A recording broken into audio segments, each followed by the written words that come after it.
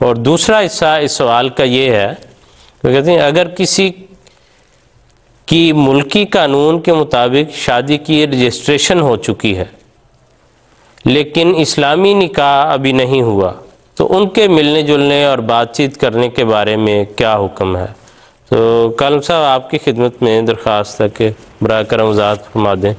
یہ جو کہا گیا کہ ملکی قانون کے مطابق شادی کی رجسٹریشن ہو چکی ہے لیکن ابھی رخصانہ نہیں ہوا، اسلامی نکاح نہیں ہوا، تو بات یہ ہے کہ اسلامی نکاح یہ تو ایک برکت کے لیے ہوتا ہے، ورنہ جو اگر ملکی قانون میں ان کی رجسٹریشن ہو جائے تو اس کا نام نکاح ہی ہے۔ لیکن بات پھر وہی ہے کہ نکاح یا رجسٹریشن اور رخصانے کے درمیان ان کو اس معروف کی پابندی کرنی چاہیے، ورنہ اس کے نتیجے میں عموماً گھرانے بسنے کی بجائے اجڑ جاتے ہیں، گھرانے ٹوٹ جاتے ہیں۔ حضرت خلیفۃ المسیح خامس ایدہ اللہ تعالیٰ کی خدمت میں ایک مرتبہ ایک رپورٹ پیش ہوئی، اس کے بارے میں حضور کے پرائیویٹ سیکرٹری صاحب نے ناظر صاحب اصلاح و ارشاد مرکزیہ روا کے نام میں خط لکھا۔ اس میں وہ لکھتے ہیں، یہ 29 اگست 2009 کا لکھا ہوا خط ہے۔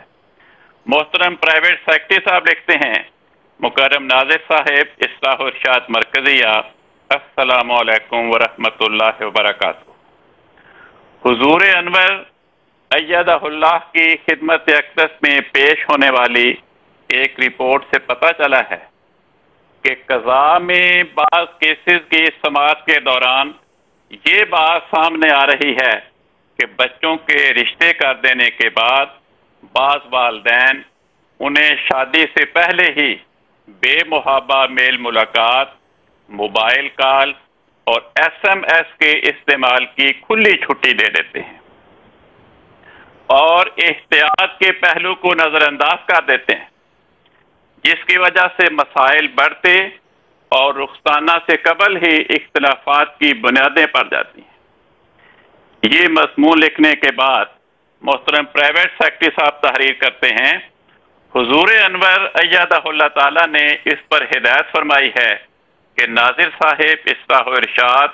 ان امور کے بارے میں بھی توجہ دلاتے رہا کریں۔ نکاح کے بعد باقاعدہ رخصتی سے پہلے کچھ فاصلہ رہنا ہی زیادہ بہتر ہے۔ جی بالکل ٹھیک ہے کالم صاحب، بالکل ٹھیک ہے کہ عملی طور پر جو حضرت خلیفۃ المسیح ایدہ اللہ تعالیٰ بن نصر العزیز نے فرمایا ہے، جہاں پر اس کی وائلیشن ہوتی ہے، جہاں بھی اس کو اگنور کیا جاتا ہے، اس حکم سے پرے ہٹتا ہے کوئی بھی انسان، تو وہاں پر اس کے برے نتائج جو ہیں یہ گراؤنڈ فیکٹس ہیں اور یہ ریالٹی ہے کہ وہ موجود ہیں، اور بہت سے ایسے لوگ ہیں جنہوں نے اگر اس کے پرے ہٹے ہیں اس سے دانستہ یا نادانستہ، جو بھی اس کو اگنور کیا ہے، اس پر اس طرح عمل نہیں کیا، یا اپنی کم علمی یا کم سمجھی کی وجہ سے، تو وہاں پر اس کے برے اثرات جو ہیں وہ یقیناً ظاہر ہوئے ہیں۔ تو یہی حکمت کی اور اطاعت کی بات ہے کہ جو معروف طریق ہے اس کے مطابق ٹھیک ہے، نکاح ہو چکا ہے اسلامی طور پر، وہ ایک مرحلہ مکمل ہو گیا ہے، لیکن احتیاط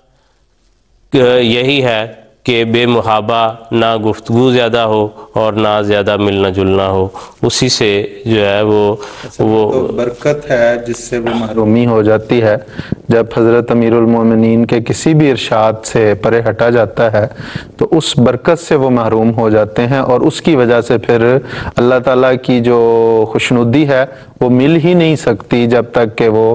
اس وقت کے امام کی جب تک بات نہ مانی جائے۔ کس طرح اللہ تعالیٰ اس بندے سے خوش ہو سکتا ہے، یہ ایک بنیادی اس کی چیز ہے۔ جی بالکل، تو وہ برکتوں سے محروم ہونا جو ہے وہی دراصل پھر خرابیاں پیدا کرتا ہے۔